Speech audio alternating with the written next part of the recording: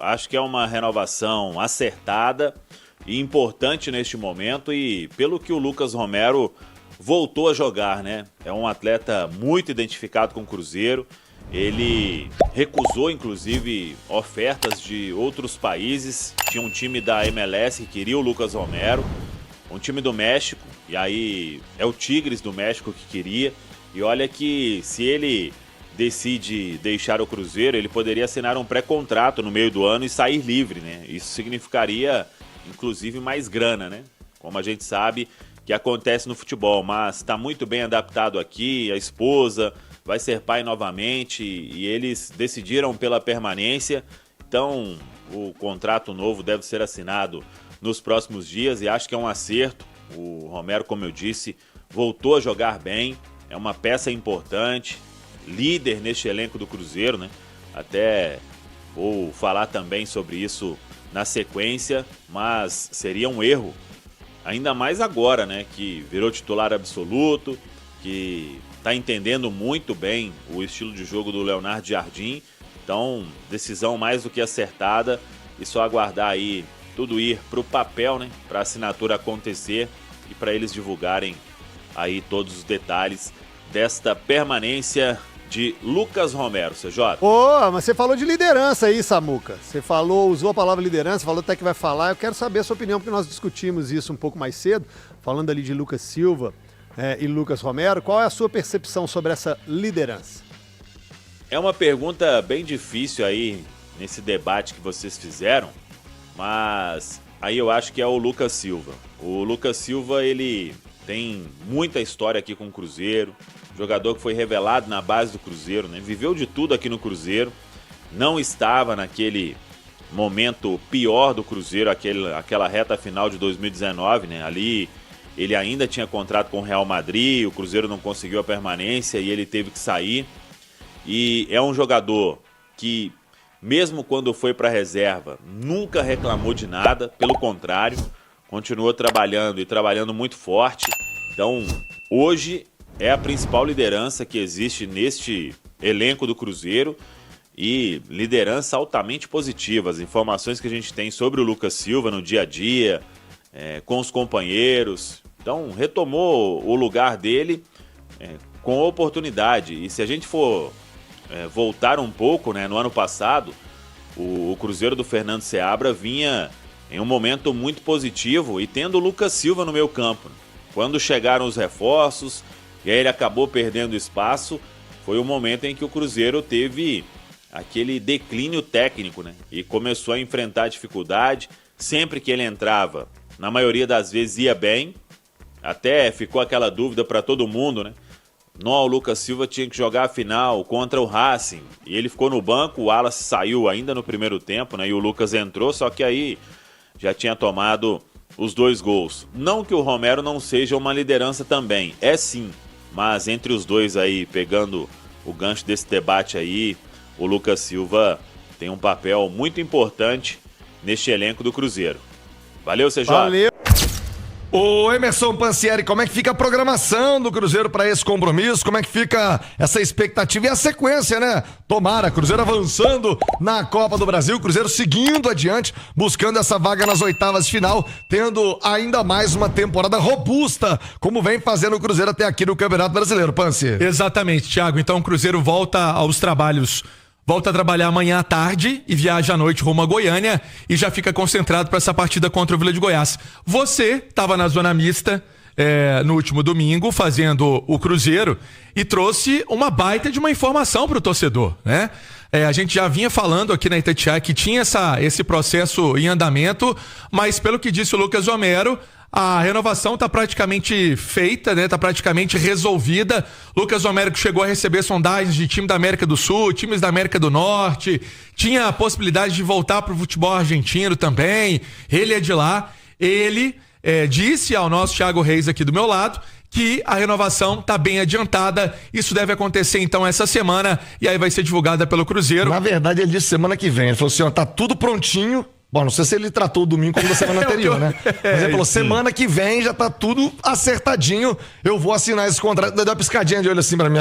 Semana que vem eu vou assinar. Vai, que bom, Romero. E acho que é um baita de um reforço, Pô, tá? demais. Então, E aliás, assim, poderia sair e ganhar mais. Porque o Romero tem o contrato vencendo em julho, ele poderia assinar com qualquer outro clube. E ele tinha interesse, ou tem interesse no futebol mexicano, nos Estados Unidos. Imagino que na própria Argentina, seu país de origem, ele também tenha mercado. E explicando pro torcedor, mas ele tá bem agora, por isso que ele vai pedir mais. Não, é porque ele vem fazendo um bom trabalho, estando sem contrato, né? Romero ainda tem muita lenha pra queimar no futebol. Romero tem quantos anos? 30. Romero tem muita lenha e fisicamente tá se mostrando. E confira, por favor. Se for 30 anos, você vai me surpreender. Eu achava 28, 29. Com 30 anos correndo o que ele tá correndo... 31. Tá aí, melhor, mais ainda. Vai ter muita lenha pra queimar ainda. E o que eu dizer é o seguinte: ele pode assinar contrato com outro clube, aí engloba luvas. Ele poderia fazer uma captação financeira maior, mas vai fazer a sua escolha, né? Acabou de ser papai, Romero, tá feliz em Belo Horizonte. Que bom pro Romero, que bom pro Cruzeiro e especialmente que bom pra torcida do Cruzeiro, que El Perro vai continuar no meio campo celeste, Pancer. Ô, Thiago, e aí foi até algo que eu disse na nossa jornada, mas é tanto o volume de informação é tão grande, mas a gente retorna aqui a falar no nosso microfone da Itatiaia. O Romero está sendo também uma figura importante nessa conversa com o Valentim Gomes, o zagueiro, que o Cruzeiro quer a contratação desse jogador. Ele voltou à pauta, ele está sendo também uma figura importante na conversa com o companheiro de Vélez, conhece como que é a história do Vélez, enfim, é do mesmo país, então está sendo também essa figura importante, é um dos líderes do Cruzeiro, né? Fato que disse o Thiago aqui, é um cara que a torcida adora e é um cara também que fala do Cruzeiro com propriedade, né? Por ser campeão no Cruzeiro, por ter essa história atrelada ao Cruzeiro, no futebol brasileiro, e está sendo um trunfo do time celeste nessa conversa com o Valentim Gomes, que está bem interessado em vir para cá, mas não vai vir naquele 12 milhões de euros nunca, né? Tem que ser uma proposta bem adequada ao momento. O Cruzeiro ainda quer esse zagueiro para a janela quando abrir, Thiago. É isso, Cruzeiro. Ô, Simões, tem algumas, eu acho que precisa de um lateral esquerdo, né? Ele vai ter que trazer mais um lateral esquerdo. Não precisa não. Eles estão muito. Será que dá conta? O cara eu gostei, um jogador. Um jogador raro, Thiago. Esse aí eu acho que é feijão sem bicho. Não precisa de lateral esquerdo? Acho que não precisa. Eu conversava com o Adilson, que conhece muito desses meninos, né? Adilson Batista. Adilson Batista, que é diretor da base. Ele falando que, além disso, dessa valência de lateral, é um menino que ele vê como futuro até como um zagueiro. Ele joga de quase zagueiro. Acho que ele tem 1,84 m. Isso. Tem 16 anos. Exatamente. Joga como quarto zagueiro e joga como lateral. Olha, eu vi 2 partidas dele, ambas na Copa Sul-Americana, me impressionou muito o Cauã Prats, tá? Muita personalidade, muita força, eu acho que realmente é um jogador que eu acho que num futuro até próximo tem tudo para ultrapassar o próprio Kaique, que é bom jogador também, com história de seleção, mas eu acho que o Cauã Prats é daqueles casos raros, viu, o Thiago? E tomara que minha visão esteja correta, mas eu acho que ele é daqueles acima da média.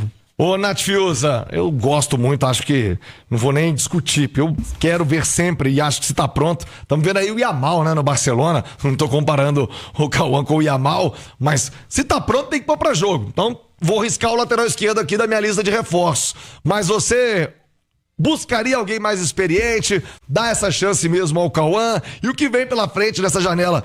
O que seria emergencial pro Cruzeiro buscar no mercado? O tal do velocista, Nath Fiuza?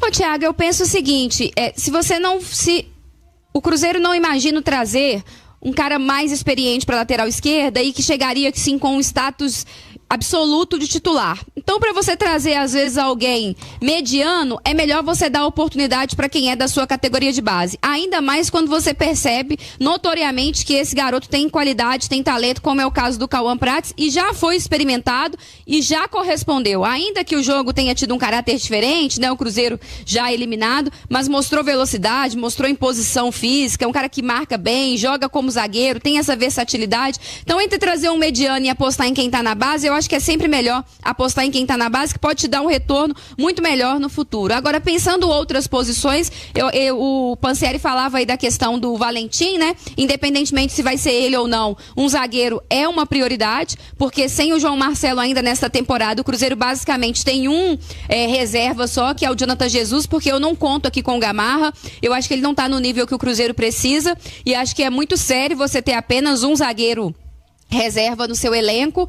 Eu acho que esse velocista pode vir, até porque a gente sabe que tem essa brecha no setor ofensivo com a saída do Dudu, mas eu acho que o Cruzeiro vai ter que fazer ali uma análise de outros atacantes, né, para abrir espaço. Não sei se fica Marquinhos, tem essa questão do Dineno, talvez alguém tenha que sair para chegar um outro atacante com essa característica de velocidade e de recomposição semelhante ao que faz o Wanderson, mas com mais presença e mais capacidade para jogar, diferente dos que estão aí. E no meio-campo, eu acho que pode chegar alguém para esse meio-campo, alguém com capacidade de articular, talvez para ser um reserva do Matheus Pereira. Eu acho que pode ser por aí, pelo menos uns 3 reforços. Boa, Nath. O Cruzeiro venceu na ida, fez 2-0 para cima do Vila Nova. Agora em situação um pouco mais confortável para confirmar a classificação na Copa do Brasil. Joga podendo até perder por um gol de diferença quinta-feira lá em Goiânia. Preparativos do Cruzeiro para a Copa do Brasil. Ele vem aí, Emerson Pansieri. Como está o Cruzeiro? O Mister, que você citou em manchete, Leonardo Jardim, pode fazer mudanças do que vai ser esse Cruzeiro para quinta-feira? Poupar alguém? Clássico foi desgastante, a turma correu muito. E aí, Pansieri, um abraço. O Cruzeirão em destaque no Rádio Esportes. Com você, Pansi. Um abraço para você também, meu amigo Thiago Reis, seu nome, seu bairro. Grande Simões, nossa Nath Fiuza também, e o ouvinte ligado aqui na Itatiaia, Nação Celeste, querendo saber como vai ser esse time para o duelo contra o Vila de Goiás. Antes, deixa eu falar aqui do Sócio 5 Estrelas. Se você não é sócio, tá perdendo tempo, hein? Acesse sócio5estrelas.com.br com planos a partir de R$ 9,90 para você apoiar o Cruzeirão mais lindo do mundo. Olha só, o Cruzeiro treinou hoje cedo na Toca da Raposa, inclusive nesse instante tá fechando a preparação. Amanhã tem outro treino, né? Então hoje fechando essa preparação e amanhã tem o treino final para essa partida contra o Vila. Preparação curtíssima, né? Teve o clássico que o técnico Leonardo Jardim foi fazer as alterações bem tarde, então há um desgaste desses atletas. Ele via que os atletas tinham condição de jogar e por isso manteve a base e a estrutura do time por um bom tempo, mas buscando informações e até a forma de trabalhar do Mister, né, do Leonardo Jardim, há possibilidade de mudanças. Mudanças de acordo com o desgaste físico, mudanças de acordo com o GPS, né? Tudo aquilo que é monitorado nos treinos na Toca da Raposa. Então, Thiagão, saiu hoje a agenda da semana. Cruzeiro treinou hoje cedo. Amanhã treina à tarde e viaja à noite. Então, essa viagem para Goiânia vai ser à noite. O time chegando à noite em Goiânia. Se concentra, joga contra o Vila de Goiás na quinta-feira, às 7h da noite. Eles retornam após o jogo. Aí o Cruzeiro treina na Toca da Raposa sexta e sábado. E depois, domingo, tem esse duelo contra o Fortaleza às 8h30 da noite. Mais um jogo às 8h30 da noite na Vila do Cruzeiro.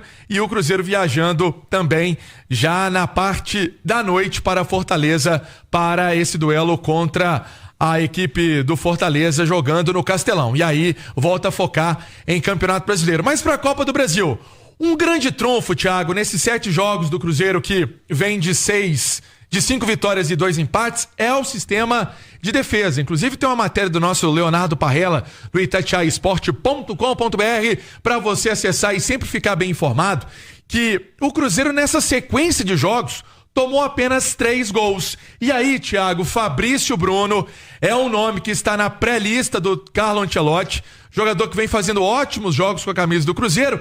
E também vamos lembrar da produção de um jogador, o Fagner, né, que era reserva no início do ano do William, entrou nessa equipe do Cruzeiro, se tornou titular absoluto. São 11 jogos, 7 vitórias do Cruzeiro com Fagner em campo, 3 empates, 1 derrota, ele ainda deu uma assistência. Então esse sistema de defesa hoje, de Fagner, Vidalba, Fabrício Bruno e Kaique, vem sendo um ponto importante no Cruzeiro. Fico curioso para saber qual vai ser a mudança nesse sistema para o jogo contra o Vila. Ele vai definir isso amanhã. Será que ele vai dar uma segurada no Fagner, que eu citei há pouco? Será que ele dá uma segurada e aí põe o William, né, que tá com o tanque cheio? Será que ele dá uma preservada também a algum dos zagueiros? Essa é a grande dúvida para quinta-feira, Thiagão. Ô, Nath Fiuza, a vantagem do Cruzeiro é importantíssima. Acabei de citar os jogos de hoje, todo mundo passando apertado. O Cruzeiro conseguiu sim uma vantagem que lhe dá esse direito. E aí pensando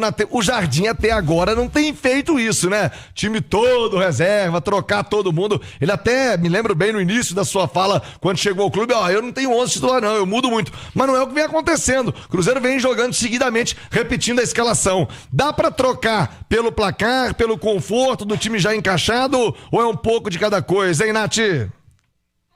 Acho que é um pouco de cada coisa. Inclusive, você falava aí desses outros passando aperto e o Cruzeiro com essa certa vantagem. Só Cruzeiro e Botafogo, né, conseguiram fazer pelo menos 2 gols de diferença. E o Botafogo goleou o Capital e o Cruzeiro esses 2-0 sobre o Vila. Eu acho que é um jogo que precisa ser encarado com muita responsabilidade. O Vila não vai jogar dentro do seu estádio, no Oba, vai jogar no Serra Dourada, mas a torcida vai estar presente, inclusive um estádio maior, enfim, buscando aí também um apoio maior para tentar algo diferente. O Vila vem bem no Campeonato Brasileiro da Série B, é o vice-líder nesse momento, então é um time que tem suas armas também. Acho que precisa o Cruzeiro entender esse jogo com responsabilidade, com respeito, mas visando também a sequência do Brasileirão. O Cruzeiro tem 2 jogos muito importantes, Fortaleza e Palmeiras. Esse duelo contra o Palmeiras, a gente não sabe necessariamente o andamento do Brasileirão até lá, pode até valer liderança, não sei. O Leonardo Jardim vai ter que dar uma rodagem nesse elenco. Então o Fagner, por exemplo, é um cara que é um jogador que eu não escalaria na quinta-feira. Acho que não há necessidade, tendo um substituto